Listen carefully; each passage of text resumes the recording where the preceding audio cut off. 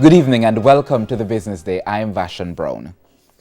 Scotiabank today disclosed that the COVID-19 pandemic is making some of its services unnecessary. Group President and CEO David Noel made the disclosure at the company's quarterly press briefing today. Andrew Laidley reports.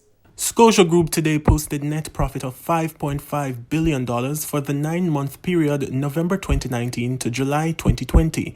That's a 7% decline compared to the same period last year. At the same time, the bank announced that some services which customers have gotten used to are on the chopping block because of lower demand. There is a significant reduction of checks being used. Now, checks are still in operation and checks aren't going to go away overnight, but we're seeing a strong preference for people to make payments digitally. So both use of cash and checks has been reducing. The Scotiabank CEO admitted that it won't be business as usual going forward. He indicated that the digital transformation which the company alluded to in the past has been expedited and is now ready for implementation. We're currently doing a pilot with staff just to make sure it works well, but by early October, we'll start distributing those cards to our customers. And I think I have mine here. So it's a MasterCard, and it has the chip, and it has this signal that says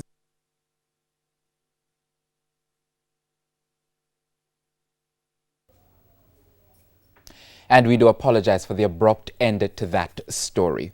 Now, the company's Office of Jamaica, COJ, is again on lockdown following another COVID-19 scare at its Kingston office. Following the first reported COVID-19 case at the facility, the office reopened it to the public on August 31.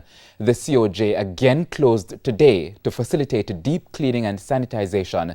In a release, the agency noted that the public will be advised of the reopening date. In the meantime, customers are encouraged to utilize the agency's online registration platform to register their businesses and companies.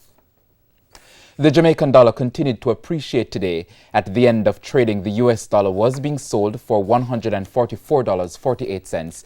The Canadian dollar closed at $110.03. The pound sterling is going for $189.64, while the euro is selling for $173.87. The JC Index gained 962 points today, and the Junior Market Index is up 10 points. Among the winners were T-Tech, Siboney Group, QWI Investments, Indus Pharma, and AMG Packaging and Paper Company. On the losing side were JMB Group, 7.50%, Berger Paints, Elite Diagnostic, Jetcon Corporation, and Mayberry Investments. And that's the Business Day. I am Vashan Brown. Have a good evening.